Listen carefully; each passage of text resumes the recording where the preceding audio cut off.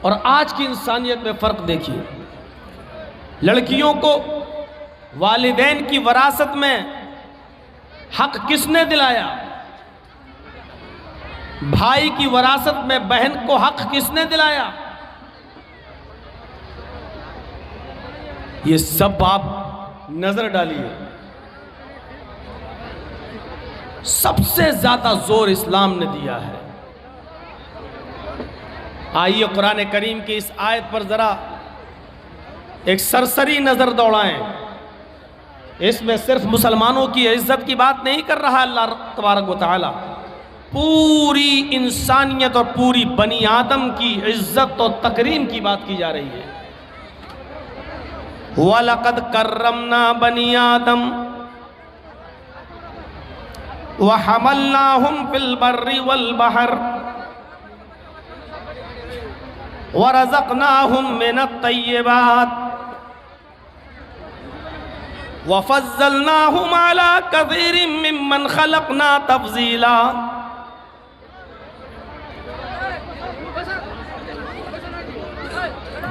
پوری آیت آپ کے سامنے پڑھ دی اور دیکھیے اس آیت کے ترجمے پر.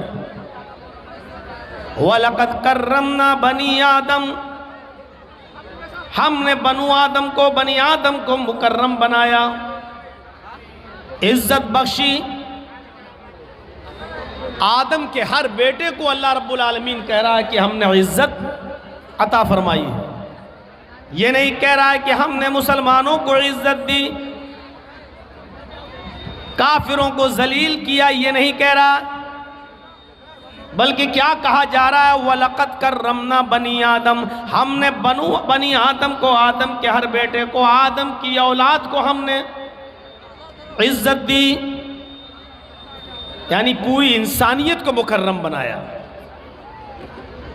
ہندو کو بھی عزت دی، مسلمان کو بھی عزت دی، سکھ کو بھی عزت دی، اس لیے کہ وہ انسان ہے اور انسان عزت کرنے کے لائق ہے. بنا کسی سبب کے اور بنا کسی بات کے آپ کسی غیر مسلم کو نہ تو گالی دے سکتے ہو، نہ مار سکتے ہو، نہ اس کو اس کے گھر سے نکال سکتے ہو، نہ اس کے ادھیکار چھین سکتے ہو.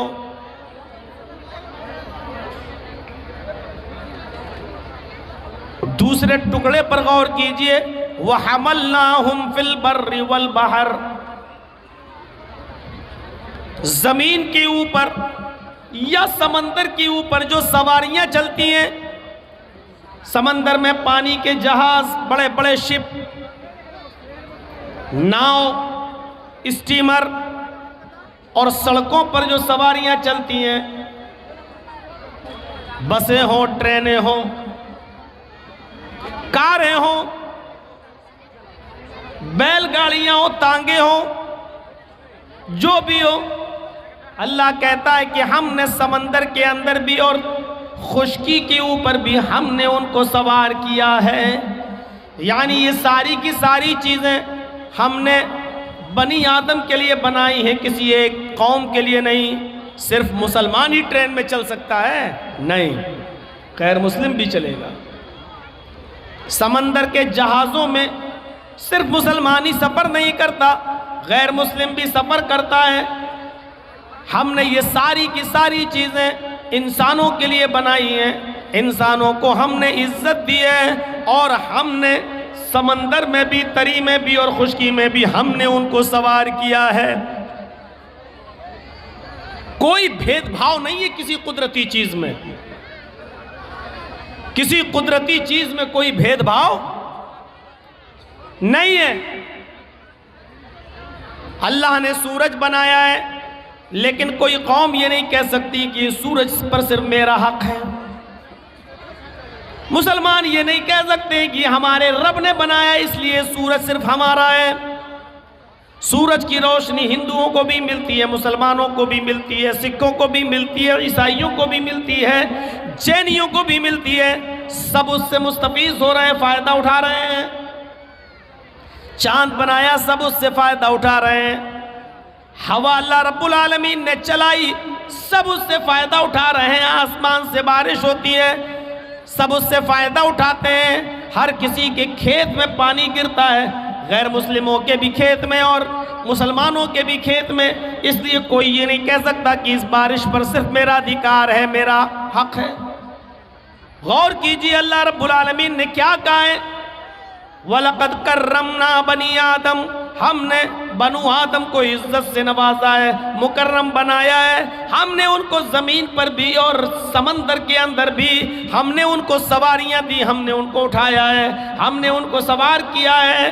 تیسرے ٹکڑے پر غور کیجئے، وَرَزَقْنَاهُمْ مِنَ الطَّيِّبَاتِ، ہم نے ان کو پاکیزہ روزی دی ہے۔ محنت کر کے کوئی بھی کما سکتا ہے، یہ حلال روزی کے دروازے ہم نے مسلمانوں کے لیے بھی اور غیر مسلموں کے لیے، سب کے لیے ہم نے عطا کیے۔ کسی ایک کی اجارہ داری نہیں ہے۔ رکشہ چلا کر کوئی مسلمان یہ نہیں کہہ سکتا ہے یہ محنت کی کمائی صرف کھانے کا حق میں ہی رکھتا ہوں۔ غیر مسلم بھی محنت کر سکتا اور کرتا ہے۔ وَرَزَقْنَاهُمْ مِنَ الطَّيِّبَاتِ، ہم نے پاکیزہ روزی بھی ہم نے ان کو دی ہے۔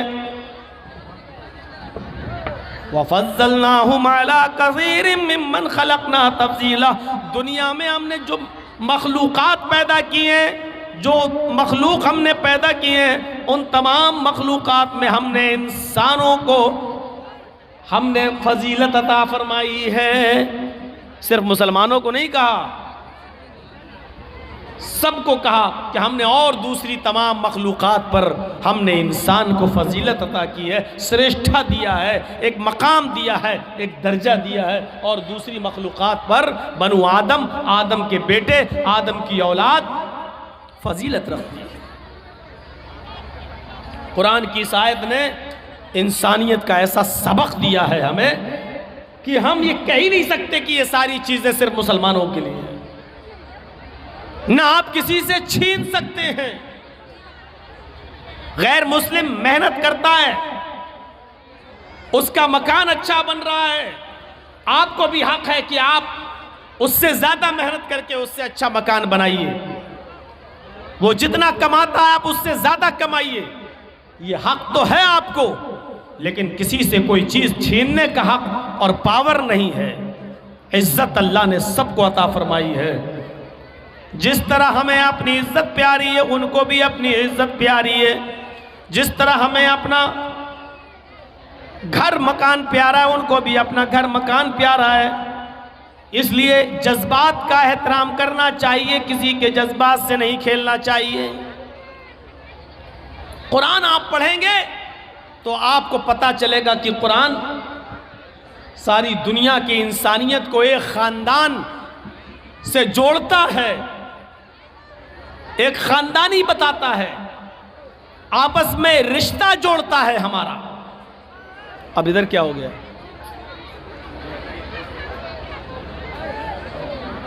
ارے آپ لوگ تو بیٹھیے، آپ لوگ بیٹھیے بھائی، آپ لوگ بیٹھیے۔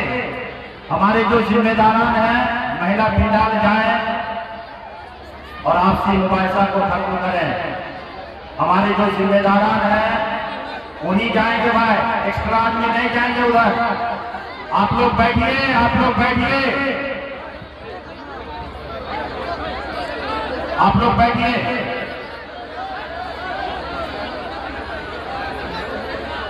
بیٹھیے بھائی۔ تو بیوی نے کہا کیا بات ہے، بڑے خوش نظر آ رہے ہو، آج مولانا صاحب نے محبت پر خطبہ دیا ہے کیا؟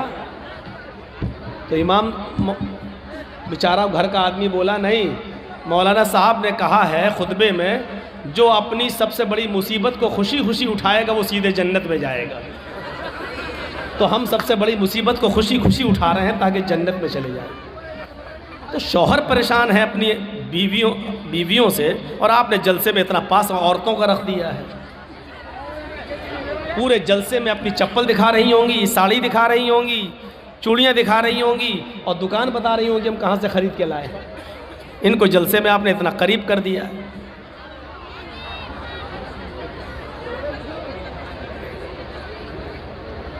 اے بھیا، یہ راستے میں سب لوگ بیٹھ جاتے ہیں نا، یہ سب سے بڑا گڑبڑ کرتے ہیں۔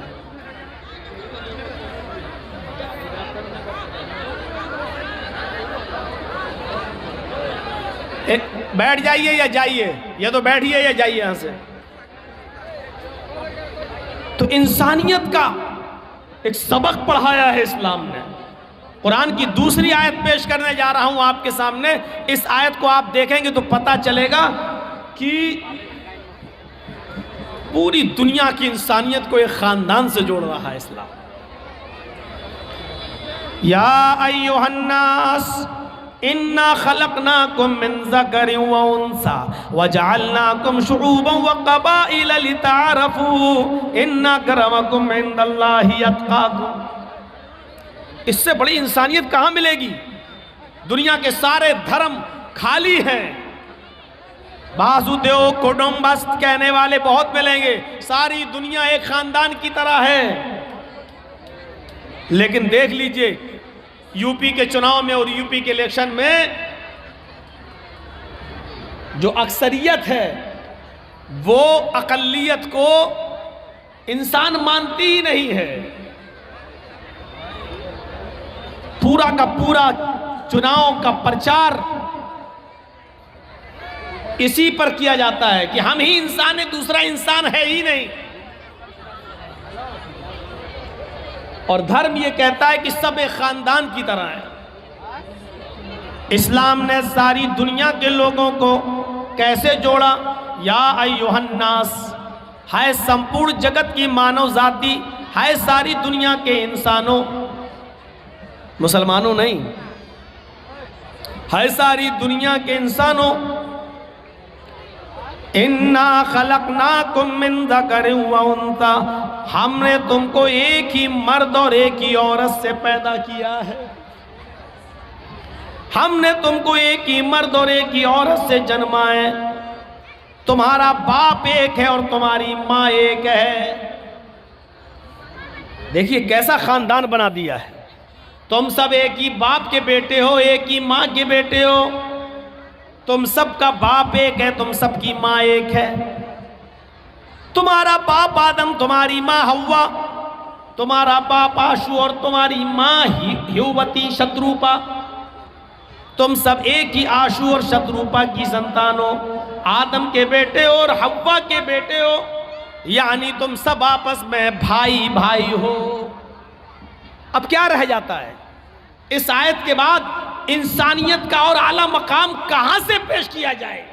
کیا ایک باپ کی اولاد بتا دینا اور ہمیں ہندو اور عیسائی اور سکھ اور جینی اور بدھسٹ سب کو ایک ہی باپ کا بیٹا کہہ کر بھائی بھائی بنا دینا، اس کے بعد انسانیت کا کون سا درجہ باقی رہ جاتا ہے جو اسلام دینا بھول گیا؟ نعوذ باللہ، انسانیت کے اس اونچے درجے پر فائز کیا ہے۔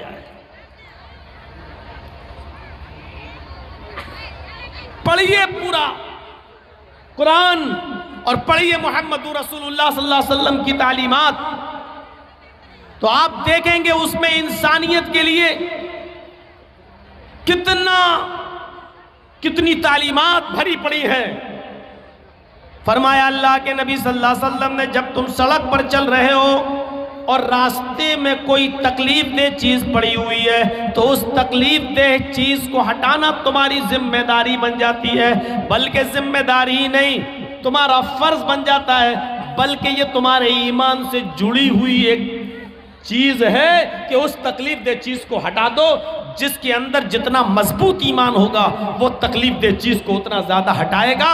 اس کو ایمان کی ایک شاخ، ایک برانچ بتا دیا ہے۔ اللہ کے نبی صلی اللہ علیہ وسلم نے فرمایا الایمان بضع و سبعون شعبۃ، ایمان کی 70 سے زیادہ برانچز ہیں، اسلام کی 70 سے زیادہ شاخائیں ہیں۔ فَأَفْضَلُهَا قَوْلُ لَا إِلَهَ إِلَّا اللَّهِ، اسلام کی سب سے افضل شاخ اور برانچ کیا ہے؟ لا الہ الا اللہ کا اقرار، اللہ کے علاوہ کوئی معبود نہیں، اس بات کا اقرار۔ وَأَدْنَاهَا، اور ایمان کی سب سے ادنا، سب سے نیچی جو شاخ ہے لیکن وہ بھی ایمان کا ایک حصہ ہے، وہ کیا ہے؟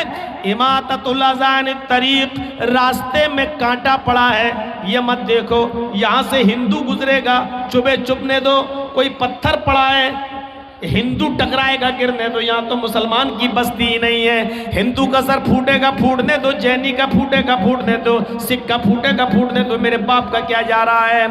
اگر اس بستی میں مسلمان رہتے تو ہم ہٹا دیتے کہ کسی مسلمان کو تکلیف نہ پہنچے۔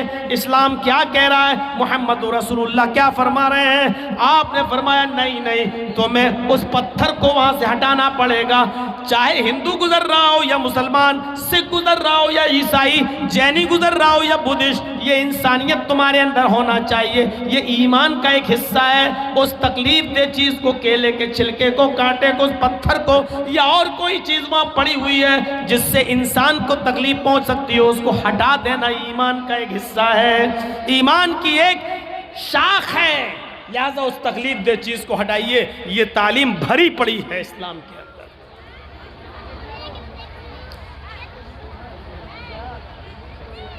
آپ کی بستی میں کوئی کنواں ہے جس میں کھارا پانی ہے، آپ کوئی میٹھے پانی کا کنواں کھدوا دیں یا خرید کر آپ اس کو وقف کر دیں، اس سے ہندو بھی پانی پیے، مسلمان بھی، جین بھی، سکھ بھی، عیسائی بھی۔ غور کرو، جو ایک کتے کو پانی پلا دینے کی وجہ سے ایک فاحشہ اور بدچلن عورت جو اپنا جسم بیچتی تھی، جس کے بارے میں حدیث میں فاحشہ کا لفظ موجود ہے، ایک دوسری حدیث میں جس کے لیے زانیہ کا لفظ موجود ہے، یعنی بدچلن عورت جو جسم بیچا کرتی تھی، ایسی عورت اپنے کسٹمر کو ڈھونڈنے کے لیے اور تلاش کرنے کے لیے کہیں جا رہی تھی، راستے میں اس کو ایک پیاسا کتا دکھتا ہے جو زمین پر اپنی زبان رگڑ رہا ہے، یعنی زمین سے پانی کی امید لگا رہا ہے کہ ہمیں زمین سے کوئی پانی مل جائے۔ اس عورت کو، اس کتے پر رحم آ گیا، اس طوائف کو، اس بدچلن عورت کو۔ ایک حدیث میں آتا ہے کہ اس نے اپنی اوڑھنی، اور دوسری حدیث میں آتا ہے کہ اس نے اپنے پیر کا موزہ اتارا اور اس کو اپنے دوپٹے سے باندھا اور اس کو کنویں میں ڈالا اور اس موزے کو پورا بھگو لیا، تر کر لیا، اور اس کتے کے پاس جا کر اس نے اس موزے کو یا اپنی اوڑھنی کو نچوڑ دیا۔ کتا پانی پینے لگا، وہ عورت کئی بار کنویں سے پانی نکالتی ہے اور اس کتے کو پلاتی ہے۔ اللہ کے نبی فرماتے ہیں اس عورت کی اس ادا پر کہ اس نے کتے کو پانی پلا دیا، اللہ رب العالمین نے اس عورت کو جنت کا مستحق بنا دیا۔ جب مری تو وہ جنت کے اندر داخل کر دی گئی۔ ایک کتے کو پانی پلا دینے کی وجہ سے ایک طوائف، ایک فاحشہ عورت بخش دی گئی اور وہ جنت میں چلی گئی۔ پھر ایک عام انسان کو پانی پلانے کا ثواب کیا ہوگا؟ ایک عام انسان کو اس بھید بھاؤ کو ختم کر دیا جائے کہ کون ہندو ہے، کون مسلمان ہے، کون سکھ ہے، کون عیسائی ہے، کسی بھوکے کو کھانا کھلا دیا جائے، یہ سوچے بغیر کہ یہ ہندو ہے کہ مسلمان ہے، سکھ ہے یا عیسائی۔ میرے بھائیوں، حدیث کی کتابوں میں بھرا پڑا ہے، اللہ کے نبی صلی اللہ علیہ وسلم نے یہ فرمایا کہ جس کا پڑوسی بھوکا سو گیا اور تم کھانا کھا کر سوئے ہو تو تم مومن نہیں۔ پڑوسی کی قید میں ہندو اور مسلمان کی قید نہیں لگائی ہے۔ آپ کا پڑوس میں جو بھی رہتا ہے، چاہے وہ کسی بھی دھرم کا ماننے والا ہے، لیکن آپ پیٹ بھر کر اگر سو گئے کھا کر اور آپ کا پڑوسی بھوکا سو گیا، واللہ لا یؤمن، واللہ لا یؤمن، واللہ لا یؤمن، یہ حدیث کے الفاظ ہیں کہ اللہ کی قسم وہ مومن نہیں، اللہ کی قسم وہ مومن نہیں، اللہ کی قسم وہ مومن نہیں۔ چاہے اپنے گھر میں اٹھ کر رات کے 3 بجے تہجد کی نماز ہی کیوں نہ پڑھتا ہو، لیکن وہ مومن نہیں۔ اگر خود اس کا پیٹ بھرا ہے اور اس کا پڑوسی بھوکا سو گیا تو وہ مومن نہیں۔ ذرا تصور کرو، اسلام کے اندر انسانیت کا یہ مقام ہے، یہ درجہ ہے۔ وہ کہتا ہے اسلام کہ تہجد بھلے ہی نہ پڑھو لیکن پڑوسی کو بھوکا مت سونے دو۔ میرے بھائیوں، یہ اسلام کی تعلیم ہے، یہ اسلام کی شکشا ہے۔ ایک کتے کو پانی پلا دینے کی وجہ سے ایک طوائف جنت میں چلی جاتی ہے، تو پھر انسانیت کو کھلانے اور پلانے والا یہ کتنا بڑا ثواب کا مستحق ہوگا۔ یہاں سے ہمیں اور آپ کو اندازہ لگانا چاہیے اور اندازہ لگا کر سوچنا چاہیے۔ ہمیں اور آپ کو ان تمام باتوں پر غور بھی کرنا چاہیے۔ انسانیت کا یہ درجہ، یہ مقام اگر کسی مذہب نے دیا ہے تو وہ اسلام دیتا ہے۔ یہ انسانیت کا مقام ہے۔ سب ایک ہی باپ کی اولاد ہیں، یہ اعلیٰ درجے کی معراج ہے۔ آپ روزے سے ہیں، اور سنو، آپ روزے سے ہیں اور روزہ بھی رمضان کے مہینے میں رکھ رہے ہیں جو فرض ہے. آپ روزے سے ہیں, آپ کے پڑوس میں ایک آدمی بیمار ہے, ہاسپٹل میں ایڈمٹ ہے, ڈاکٹر نے ارجنٹ بلڈ مانگا ہے, لیکن اس آدمی کا جو آپ کا پڑوسی ہے وہ ہندو ہے, عیسائی ہے, یہودی ہے, کوئی بھی ہے, مسلمان نہیں ہے مان لو, اسلام کو چھوڑ کر وہ دوسرے کسی مذہب کا ماننے والا مان لو تھوڑی دیر کے لیے, لیکن بیمار ہے اور ڈاکٹر نے کہہ دیا کہ 1 گھنٹے کے اندر اندر اگر مجھے اس کے گروپ کا بلڈ نہیں ملا تو ہم اس کو نہیں بچا پائیں گے. اس کے بیٹوں کا بلڈ گروپ اس کے بلڈ گروپ سے الگ ہے, اس کی بیوی کا بلڈ گروپ الگ ہے, اور لوگوں کا بلڈ گروپ اس کے گروپ سے الگ ہے, لیکن آپ مسلمان ہیں, آپ کا بلڈ گروپ اس کے بلڈ گروپ سے میچ کھا رہا ہے, اور آپ 1 بوتل خون دے سکتے ہیں اور اس کی جان بچ سکتی ہے. تو ایسی صورت میں آپ کو ڈاکٹر کے پاس جا کر 1 بوتل خون دینا پڑے گا, اس لیے کہ اس کی جان بچانا اس وقت ضروری ہے, آپ اس کی نہیں بچا رہے ہیں. قرآن کہتا من احیاہا فکأنما احیا الناس جمیعا, جس نے کسی ایک انسان کو بچایا اس نے پوری انسانیت کو بچایا. یہاں آپ ایک ہندو کو یا ایک عیسائی کو نہیں بچا رہے ہیں, ایک انسان کو بچا کر پوری کائنات کی اور پوری دنیا کی انسانیت اور مانوتا کو بچا رہے ہیں. ایسے موقع پر آپ کو بلڈ دینا پڑے گا. سوال یہ پیدا ہوتا ہے کیا روزے کی حالت میں 1 بوتل خون دینا جائز ہے کہ ناجائز ہے؟ یہ ایک الگ مسئلہ ہے. میرے بھائیوں, آپ کو روزہ ہے, بخار ہے, لیکن ڈاکٹر نے بلڈ جانچ کے لیے سیمپل مانگا ہے, آپ روزہ نہیں توڑنا چاہتے ہیں, تو ایسی کنڈیشن میں آپ بلڈ جانچ کے لیے 2, 4, 5 ml بلڈ اگر آپ کا نکالا جا رہا ہے تو آپ نکلوا سکتے ہیں, آپ کا روزہ نہیں ٹوٹے گا. سن لیجئے مسئلہ, اگر 2, 4, 5 ml بلڈ نکلوانے سے آپ کی جانچ کے لیے جانا ہے بلڈ, 2, 4, 5 ml بلڈ نکالنے سے روزہ نہیں ٹوٹے گا, لیکن آپ کو 1 بوتل خون دینا ہے. 1 بوتل خون دینے کے بعد کمزوری آنا ہے.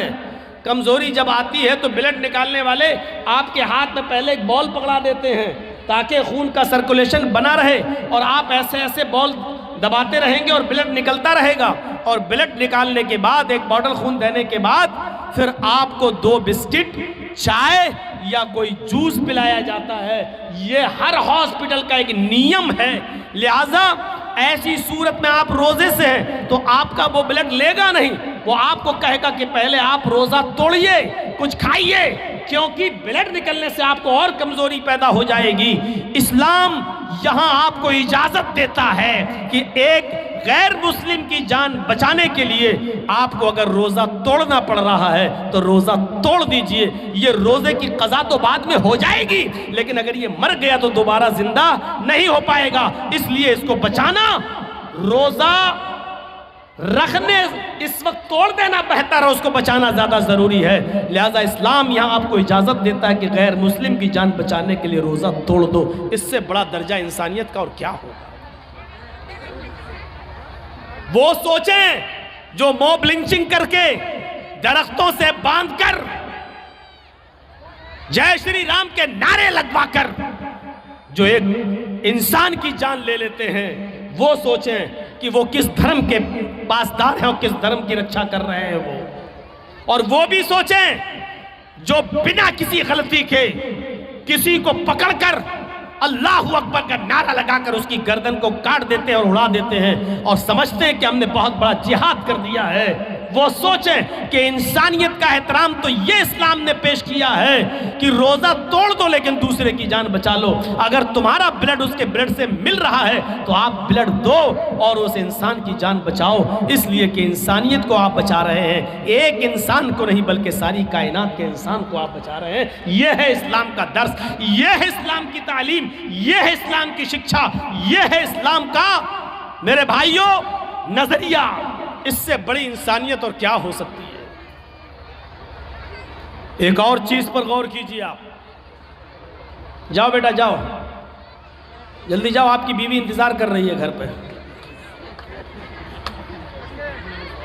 پہلے بیٹھ جائیں گے پھر بھاگیں. کسی طرح تھوڑا سکون ہوتا ہے. تو یہ ایک اور نظریے سے سوچئے. اسلام نے انسانیت دیکھی, انسانیت اسلام نے اتنی باؤنڈیشن لگا دی ہے کہ کوئی بھی شخص جب کسی عورت سے شادی کرے تو کسی بھی قیمت پر کسی دوسرے کے بچے کو یہ اپنا نام نہ دے. اس پر اتنی باؤنڈیشن لگا دی ہے کہ آپ غور کیجئے. اگر کسی وجہ سے آپ اپنی بیوی کو طلاق دیتے ہیں اور تیسری طلاق جب دی جاتی ہے تو تیسری طلاق جب آپ دیں گے اس کے بعد عورت کی عدت شروع ہو جائے گی. اس کے بعد سے جیسی تیسری طلاق دی وہیں سے عدت شروع. اب 3 مہینے تک وہ دوسری شادی نہیں کر سکتی ہے جب تک کہ وہ عدت پوری نہ کر لے. غور سے سنیے گا, اس کو سنیں گے تبھی بات سمجھ میں آئے گی. 3 مہینے تک اس کو کیوں روکا گیا؟ کیونکہ 3 مہینے میں ہو سکتا ہے کہ جو آدمی طلاق دے رہا ہو اس کا کوئی بچہ اس عورت کے پیٹ میں ہو. ایسا نہ ہو کہ طلاق کے فوراً بعد شادی کی اگر اجازت دے دی جائے تو کہیں ایسا نہ ہو کہ دوسرے کا بچہ یہ اپنے پیٹ میں رکھے اور کسی دوسرے مرد سے شادی کر لے اور دوسرا مرد اس بچے کو اپنا نام دے دے, حالانکہ یہ اس کا بچہ نہیں ہے. اس لیے 3 مہینے کا حکم دیا ہے کہ وہ عدت گزارے گی. اگر کسی کا شوہر مر گیا تو عورت عدت گزارے گی. کتنے دن؟ 4 مہینے 10 دن. اگر کسی عورت کا شوہر مغرب سے پہلے انتقال کیا ہے, مغرب کی اذان سے پہلے انتقال کیا ہے, تو وہ دن عدت میں شامل کیا جائے گا, 1 دن مانا جائے گا. مان لیجئے آپ کے ہاں 6 بجے مغرب کی اذان ہو رہی ہے اور 5 بجے کسی کا شوہر انتقال کیا ہے, تو 5 بجے انتقال کرنے کے بعد بھی اس کا پہلا دن مانا جائے گا, کیونکہ ابھی تاریخ وہی ہے. مغرب کے بعد تاریخ چینج ہوگی, مغرب سے پہلے نہیں. وہ پہلا دن مانا جائے گا. یہی عقیقے میں بھی یہی دیکھا جائے گا. 7ویں دن جو بچے کا عقیقہ کیا جاتا ہے یہیں سے دیکھا جائے گا. مان لیجئے آپ کا بچہ جمعے کے دن مغرب سے پہلے پیدا ہوا ہے تو جمعے کا دن پہلا دن مانا جائے گا. جمعہ, سنیچر, اتوار, سوم, منگل, بدھ, جمعرات. اب عقیقہ کب ہوگا؟ جمعرات کو. اور اگر جمعے کے دن مغرب کے بعد بچہ پیدا ہوا ہے, مغرب کے بعد, تو جمعے کا دن نہیں جوڑا جائے گا, پھر سنیچر کا دن جوڑا جائے گا. پہلا دن سنیچر, اتوار, سوموار, منگل, بدھ, جمعرات, جمعہ. اب عقیقہ کب ہوگا؟ جمعے کے دن ہوگا. اس بات کو یاد رکھیے گا. اور 7واں دن کب پڑے گا؟ جمعے کا دن. اگر جمعے کو مغرب کے بعد بچہ پیدا ہوتا ہے تو عربی میں مہینے کی شروعات مغرب کے بعد سے ہوتی ہے. ہم لوگ چاند کب دیکھتے ہیں؟ مغرب کی اذان ہو جاتی ہے, نماز کے بعد دیکھتے ہیں. اور جب چاند ہو گیا تو وہیں سے مہینہ شروع, وہیں سے تاریخ شروع, وہیں سے 1 تاریخ ہو گئی. اور وہ دوسرے دن مغرب تک 1 تاریخ رہے گی. جو شب قدر میں آپ رات جاگتے ہیں تو کب جاگتے ہیں؟ 20واں روزہ ہوتا ہے, مغرب کے بعد 21ویں رات شروع ہو جاتی ہے. آپ 21ویں, 23ویں, 25ویں جو رات جاگتے ہیں وہ اسی حساب سے جاگتے ہیں.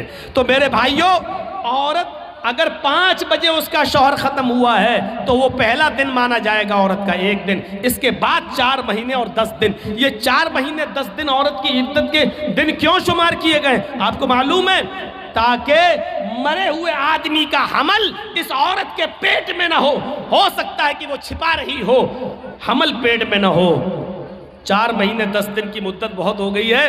اگر اس کے پیٹ میں بچہ ہوگا تو 4 مہینے میں اس عورت کا پیٹ تھوڑا بہت باہر نکل آئے گا, جس سے پتہ چل سکتا ہے کہ اس کے پیٹ میں فلاں آدمی کا بچہ ہے. اگر ہے تو جب تک بچہ پیدا نہیں ہو جاتا تب تک اس کی عدت رہے گی, اور اگر نہیں ہے تو 4 مہینے 10 دن کے بعد یہ عورت کہیں دوسرا نکاح کرنا چاہے تو کر سکتی ہے, تاکہ کسی دوسرے آدمی کا, اس مرے ہوئے آدمی کا بچہ کسی دوسرے آدمی کا نام نہ پا جائے. یہ اسلام نے ایک باؤنڈیشن لگا دی ہے. باؤنڈیشن بہت سختی ہے اس معاملے میں. ہاں, خلا کا معاملہ تھوڑا سا الگ ہے. ایک چیز ہوتی ہے مرد طلاق دینا نہیں چاہتا، عورت طلاق لینے پر مصر ہے، نہیں ہمیں طلاق چاہیے، ہمیں نہیں رہنا ہے تیرے پاس۔ مان لیجئے بہت سا شرابی جواری آدمی ہے، عورت نہیں رہنا چاہتی ہے اور آدمی اس کو طلاق نہیں دینا چاہتا، نہیں ہم نہیں دیں گے، ہم نہیں دیں گے۔ ایسی صورت میں عورت خلا لیتی ہے۔ خلا یہ ہوتا ہے کہ قاضی کو بٹھائے گی یا 4-5 آدمی کو بٹھائے گی اور کہے گی کہ مجھے اس کے ساتھ نہیں رہنا ہے، آپ لوگ گواہ رہیے، میں خلا لے رہی ہوں، یہ طلاق نہیں دے رہا ہے، لہٰذا وہ قاضی نکاح فسخ کر دے گا اور وہ عورت اب آزاد ہو گئی۔ آدمی چاہے طلاق دے یا نہ دے، عورت خلا لے لی ہے، اب یہ آزاد ہو چکی ہے، لیکن اس کے باوجود اس کو 1 پیریڈ، ایک حیض تک رکنا پڑے گا، وہ دوسری شادی نہیں کر سکتی ہے جب تک کہ اس کو ایک پیریڈ نہیں آ جاتا ہے۔ ایک پیریڈ کا مطلب اس کو عورت کو جو ہر مہینے جو ہر عورت کو جو خون بلڈ آتا ہے، ایک پیریڈ، جب تک وہ پیریڈ نہیں آ جاتا ہے تب تک وہ دوسرا نکاح نہیں کرے گی، اور پیریڈ آنے کے بعد پھر وہ دوسرا نکاح کر سکتی ہے۔ پیریڈ آنے کا مطلب یہ ہے کہ وہ حاملہ نہیں ہے، یعنی جس آدمی سے اس نے خلا لیا ہے اس کا بچہ اس کے پیٹ میں نہیں پل رہا ہے۔ اب سوچئے اسلام نے کتنی باؤنڈیشن لگائی ہے کہ آپ کے پیٹ میں پلنے والے بچے کو اس کے اصلی باپ کا نام ملے، وہ بچہ جب باہر آئے تو اپنی نسبت اپنے اصلی باپ کی طرف کر سکے۔ کتنی حفاظت کی ہے اسلام نے نسل کی، اور نسل کو پاکیزہ بنانے کی کتنی حفاظت کی ہے، لیکن اس کے باوجود اسلام یہ بھی کہتا ہے اگر خدا نخواستہ کسی عورت کے پیٹ میں حرام اولاد پل رہی ہے، زنا کی پیداوار ہے، اور اس نے اقرار بھی کر لیا ہے کہ حرام اولاد ہے، وہ کہہ بھی رہی ہے کہ فلاں آدمی سے میرا ساتھ سمبند بن چکا تھا اور اس کا حمل میرے پیٹ میں ہے، تو اسلام انسانیت کا وہ درس دیتا ہے کہ حرام اولاد ہونے کے باوجود اگر کسی عورت کے پیٹ میں پل رہی ہے تو پیٹ میں بچے کو مارا نہیں جا سکتا ہے۔ اگر اسلامی قانون کہیں ہے اور زناکار کی سزا پتھروں سے مار کے مار ڈالنا ہے، لیکن اگر وہاں یہ پتا چل جائے کہ اس عورت کے پیٹ میں بچہ ہے، اگرچہ ناجائز ہے، اگرچہ حرام ہے، تو اسلامی ملک بھی اس عورت کو سزا نہیں دے سکتا جب تک کہ بچہ پیدا نہ ہو جائے، کیونکہ غلطی اس کی ماں کی ہے، اس بچے کی نہیں جو پیٹ میں پل رہا ہے۔ غور کیجئے، اسلام حرام اولاد کو بھی مارنے کی اجازت نہیں دیتا ہے۔ جو عورتیں اپنے پیٹ میں حلال بچوں کو گرا دیتی ہیں ان کو اپنے بارے میں سوچنا چاہیے، کل قیامت کے دن یہ بچہ جس کو تم نے گرایا ہے اپنے پیٹ سے، قیامت کے دن یہ بچہ اپنے ماں کی پستان اور اپنے ماں کی چھاتیوں سے لٹکا ہوا آئے گا۔ جاء یوم القیامت ومعلق بین صدیہا، وہ بچہ قیامت کے دن اس حال میں آئے گا کہ معلق بین صدیہا، اپنے ماں کی دونوں پستان سے لٹکا ہوا ہوگا، اپنی ماں کی پستان سے دودھ چوس رہا ہوگا، اور اللہ کہے گا اے اس ماں کی پستان سے دودھ چوسنے والے بچے، کیا تیری کوئی شکایت ہے؟ کیا تو کچھ بولنا چاہتا ہے؟ کیا تجھے اپنے رب سے کچھ کہنا ہے؟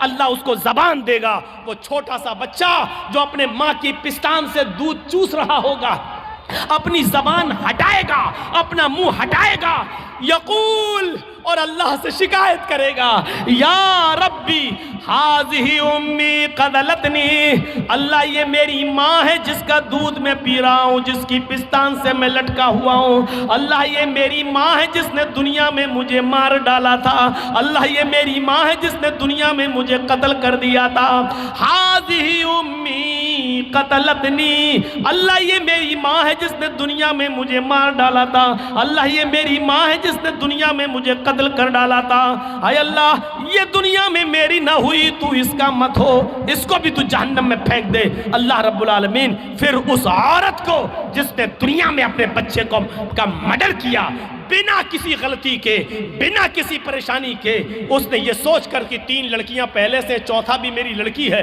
الٹرا ساؤنڈ میں چیک کرانے کے بعد پتا چلا لڑکی ہے، نہیں ہمیں نہیں چاہیے، اور ایبورشن کرا دیا، گرا دیا، قیامت کے دن اس عورت کو جہنم میں پھینک دیا جائے گا، اور وہ بچہ اپنی ماں کو خود جہنم میں لے جانے کا سبب بنے گا کہ نہیں اللہ اس نے دنیا میں مجھے مار ڈالا تھا۔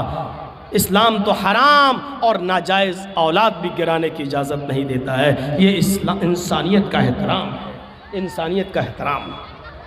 اسلام میں بہت جہاں تھوڑا بہت مسئلہ ہارڈ لگتا ہے وہیں آسانی بھی پیدا ہوتی ہے۔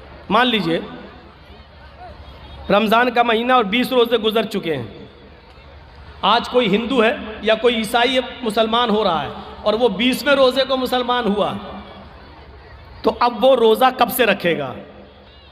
روزے تو پورے مہینے کے فرض ہیں، لیکن کوئی ہندو یا کوئی عیسائی یا کوئی یہودی 20ویں روزے کو مسلمان ہو رہا ہے، 20 روزے تک ہندو تھا، عیسائی تھا یا یہودی تھا یا جینی تھا، بدھسٹ تھا، 20 روزے کے بعد مسلمان ہو رہا ہے 20ویں روزے کو، تو اب وہ روزہ کب سے رکھے گا؟ آج مسلمان ہوا ہے تو اب جب مسلمان ہوا تبھی سے تو رکھے گا۔ اب سوال یہ پیدا ہوتا ہے کہ وہ 20 روزے جو اس کے چھوٹے ہیں وہ پورے کرے گا یا نہیں کرے گا؟ تو صاف مسئلہ ہے کہ نہیں کرے گا۔ کیوں نہیں کرے گا؟ کیونکہ جب وہ اسلام لایا ہے تب تک وہ کافر تھا، اس پر روزہ فرض تھا ہی نہیں۔ آج وہ اسلام لایا تو اب جتنے روزے ہیں اتنے وہ رکھے گا، بقیہ روزے وہ نہیں رکھے گا۔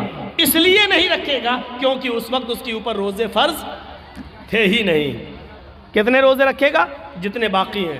ایک چیز اور سن لیجئے، 20ویں روزے کو اسلام لایا، لیکن اسلام لا رہا 5 بجے شام میں اور روزہ کھلتا ہے 6 بجے۔ اب 5 بجے وہ اسلام لا رہا ہے تو اسلام جیسی وہ 5 بجے لایا تو اب کیا کرے گا؟ آج کا روزہ کیا کرے گا؟ تو 5 بجے اسلام لاتا ہے تو 5 بجے ہی سے اس کا روزہ شروع ہو گیا ہے، کیونکہ 5 بجے سے پہلے اس کے اوپر روزہ فرض تھا ہی نہیں، کیونکہ وہ کافر تھا۔ جیسے اسلام لایا ویسے اس پر روزہ فرض ہو گیا، ویسے ہی اس کے اوپر روزہ فرض ہو گیا۔ اب 5 بجے ہی وہ نیت کر لے گا کہ میں روزے سے ہوں۔ اسلام لے آیا، اشہد ان لا الہ الا اللہ وان محمد رسول اللہ، اسلام لاتے ہی اس کے اوپر عصر کی نماز فرض ہو جائے گی، کیونکہ ٹائم ابھی باقی ہے اور اسلام لا چکا ہے، عصر کا وقت ابھی باقی ہے، لہذا پہلے عصر کی نماز پڑھے گا اور یہیں سے اس کا روزہ بھی شروع ہو جائے گا، کیونکہ اسلام لا چکا ہے۔